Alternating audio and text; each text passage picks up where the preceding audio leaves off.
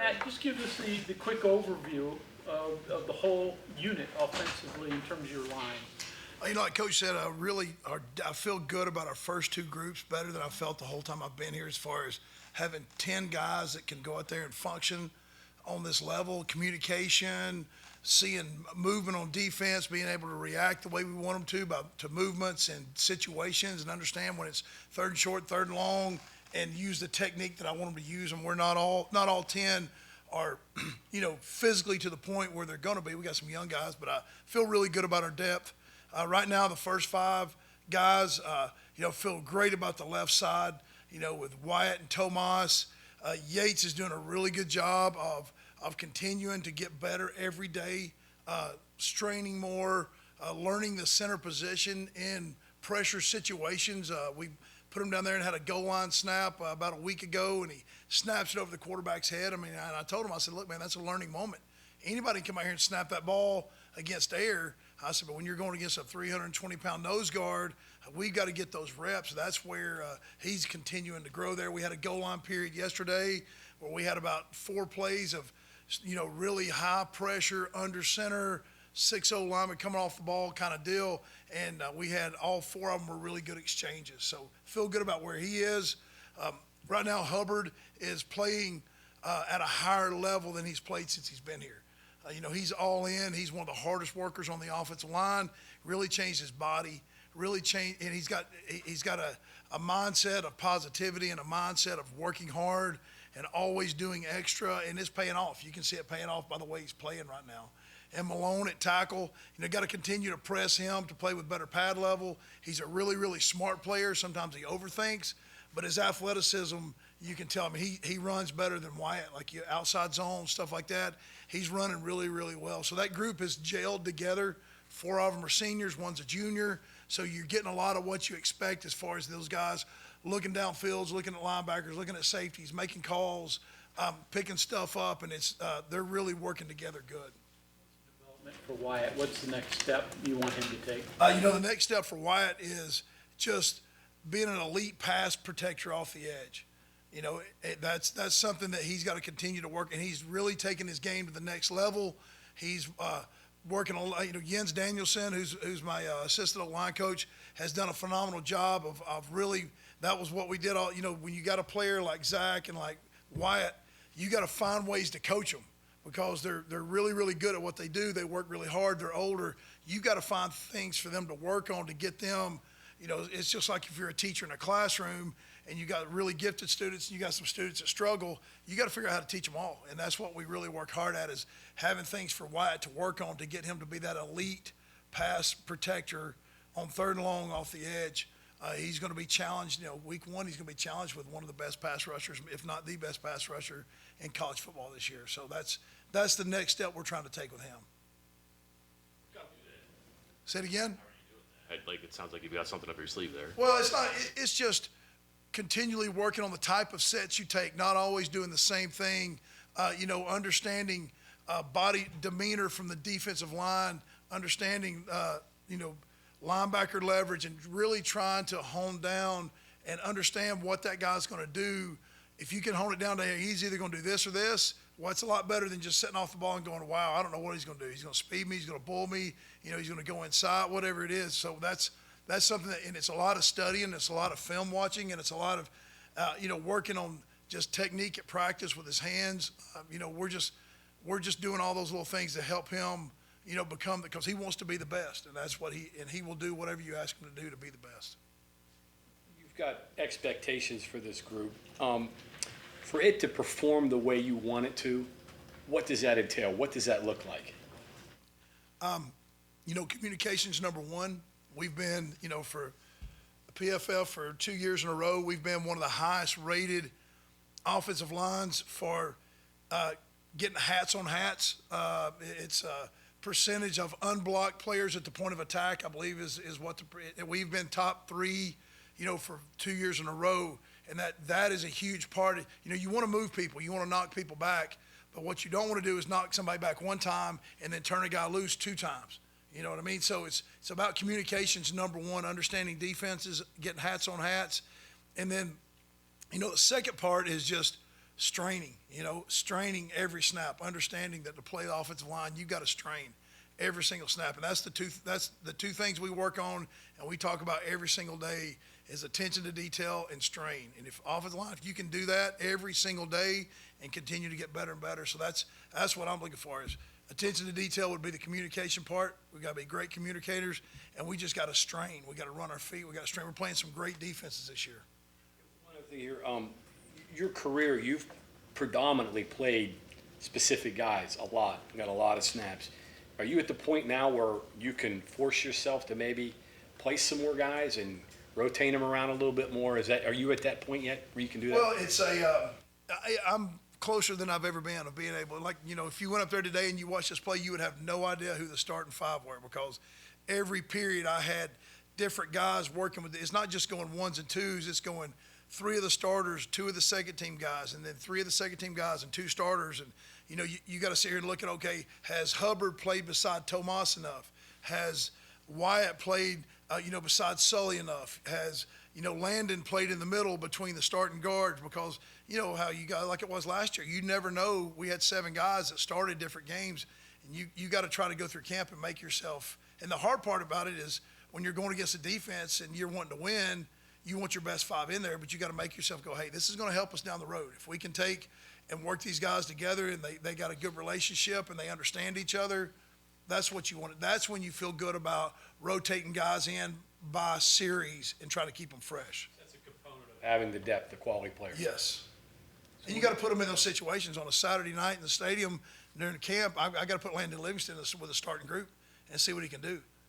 I got to put Nick Cray with the starting group to see what he can do. I got to put Johnny Williams with the starting crew to see what he can do against the best guys and, to see if those guys, that's where you want to find out if they're going to, if the bright lights are going to get to them. You want to find that out in the stadium in August before you find it out in September, Through that process of seeing what people can do, they get that shot, in this scrimmage and this whatever, and maybe they're still a little bit short. How much time is there to give them that next shot? How do you, continue that process of evaluating them to see when they might be ready? Yeah, well, the way we got the schedule set up is we're going to have 4 days where it's going to be really physical, really get after it, high pressure situations. And that's where, so you got 4 times and, if you don't do it, then you're not going to do it, And that's the way, if you don't do it, you're not going to do it. And we're going to wait till spring ball next year and see if you can do it then. You mentioned them, what do you think of that backup group, the second group right now? I feel as good about it, better about those guys than I have since I've been here. Johnny Williams is playing really well. He's got to continue to get stronger, but he's playing really well. Sully Weedman's playing better than he's played since he's been here. He's had a better camp. He's cleaner. He's playing with better fundamentals. Landon Livingston is really making a run. He finally got his weight up. He's a really athletic kid, really smart, does a really good job of communicating. Nick Cray is a guy that's just, this kid weighed 240 pounds when we were recruiting him. His high school, his senior year of high school, he's 303 pounds and is very little fat on him. Like he's really, his body's really developed. He was a big basketball player, so he's really athletic. And then, Xavier Balsley at the right tackle. Same thing with him. He's completely changed his body since he got here in January of last year and just, continuing to come along, and he can play both tackles. Malone can play both tackles. Johnny can play both tackles. And we're just constantly moving guys around because that's what you want to try to be is don't just pigeonhole them in one spot. Try to get them where they can play multiple spots. Matt, how realistic you could have a 9-man rotation?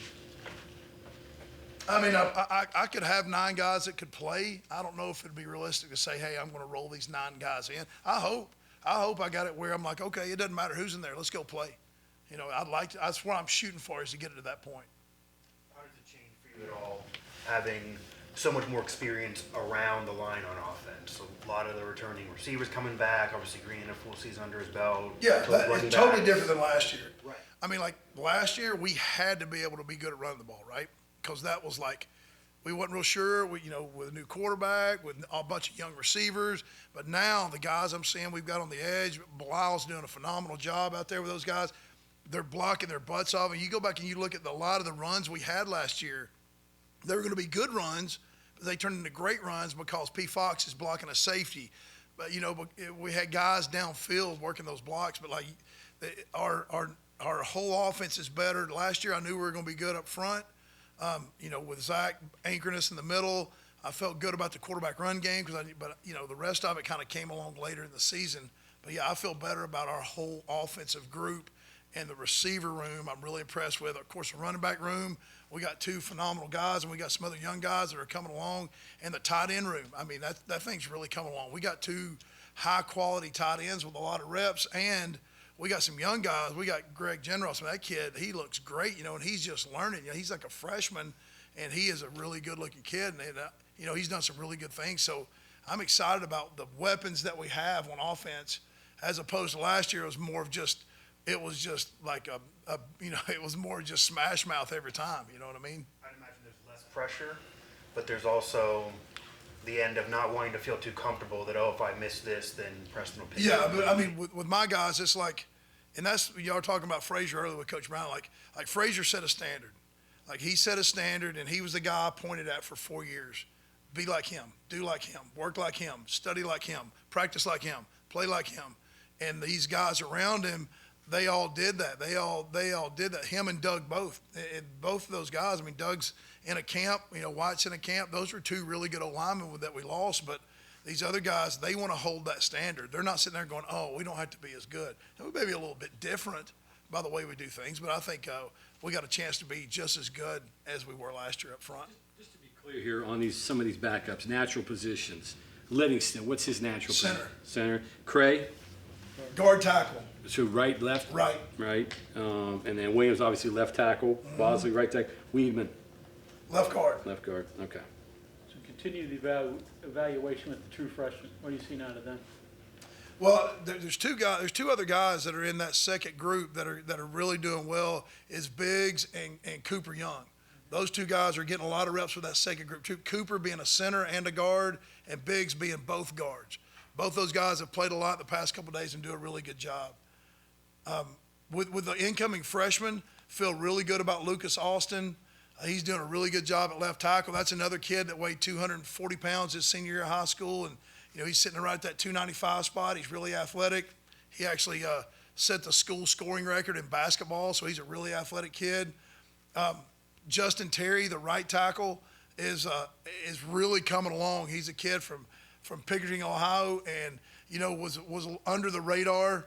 He's a 330-pound kid that now he can move his feet. I think we're really going to like what you see out of him. He's got a lot of nasty in him.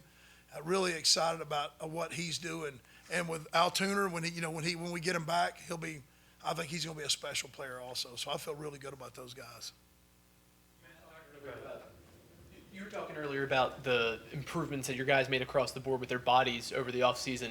With as much weight as they can shed just at normal practice, how important then is what Mike Joseph and his staff does with your guys over the offseason, and the nutrition staff as well, what they've been doing? So like Malone's one of those guys that'll lose 11 pounds in a day. And he's gained every bit of that back every time. He's done it just about every full padded practice or shells practice. And our nutrition, Haley and Bailey in nutrition, and what Mike Joseph and his guys do, they do a phenomenal job. They take care of they make sure these guys, well, first of all, it's the player's responsibility to take care of their own body, right? But they do a really good job of showing them and teaching them and basically saying, hey, here it is. You take this is what you need to do. And so we've had really, knock on wood, so far, guys gaining that weight back whenever they drop it during practice. And like the off-season stuff that Mike Joseph does, I mean, I've said it over and over. He's the best in the country. He does a phenomenal job. He and his staff, they do a tremendous job with how they train these big guys. And you can ask Frazier, you can ask Doug. Those guys have gone to the next level. McKivitz, they'll tell you the same thing, man. You're not going to find anybody better than what Mike Joseph does. They don't always love him, but they appreciate him. How many pounds are you losing per practice? Yeah, I'm sitting right there at about the 4.5, 5, but I got no problem putting it back on. I hit that cafeteria, it's back like that, no problem. Athletics is a lot of the success in athletics has to do with mindset.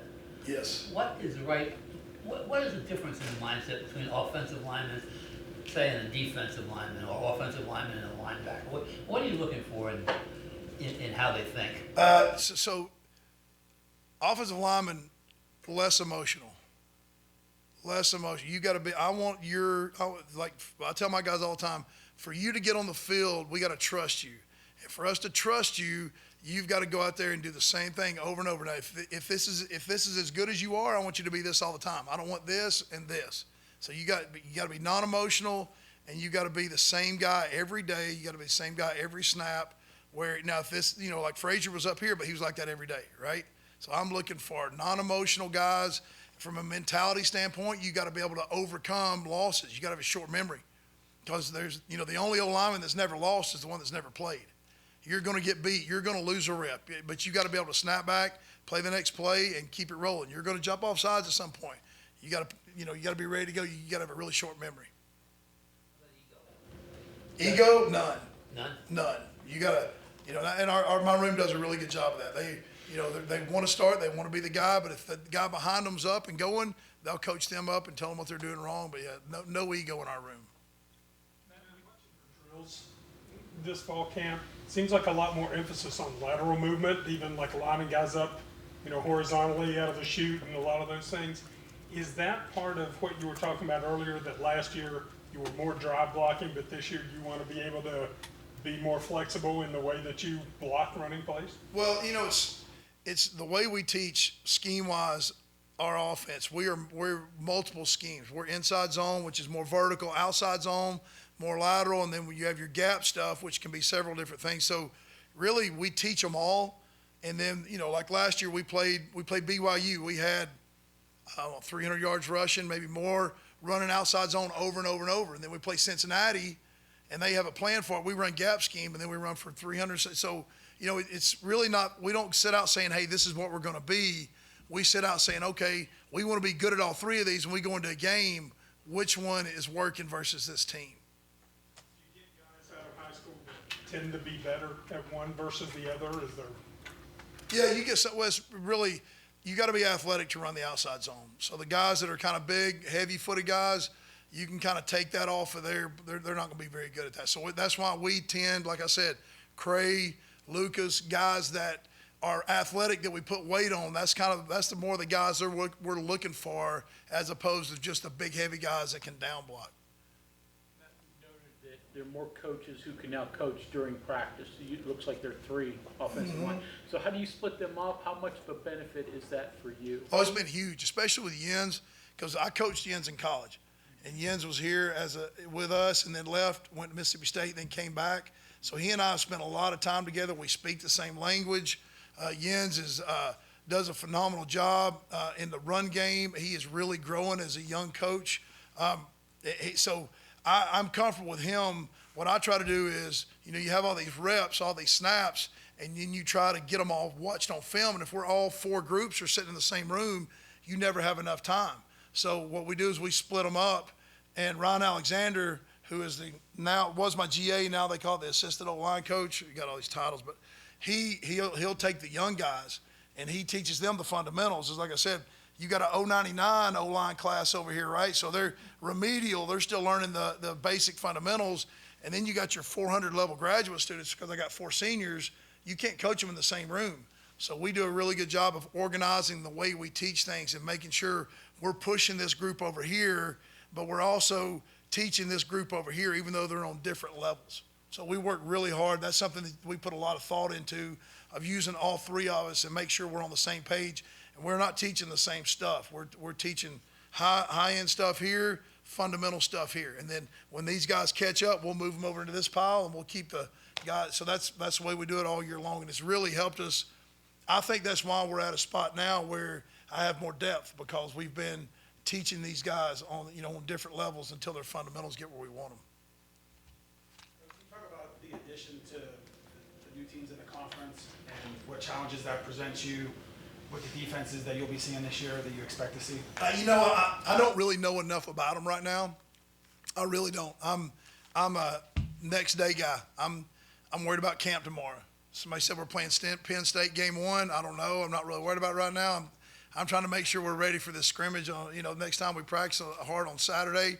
But I don't really have enough information to really comment on that.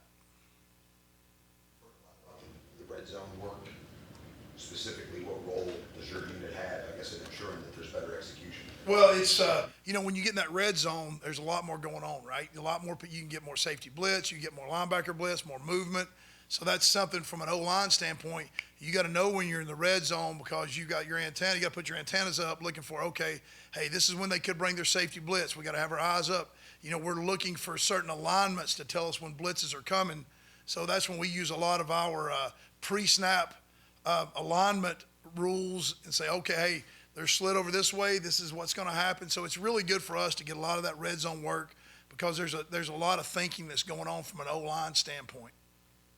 How the tight ends meshed with you? I know you got a lot more of them. You got more size there. What do you see there? Yeah, it's been great, and that's where Jens has really helped also because when we split up, I can take when we have the tight ends, he can have tackle tight ends, I have centers guards, and so we can actually have the same voice coaching that tackle tight end room because usually it's during special teams, and Blaine is working a special team, but we've spent a lot of time with our tackle tight end, just communication. Making sure and it's been so far, knock on wood, our communication's been really good there. Okay, anything else for Coach? Thank you very much. All right, guys, thank y'all.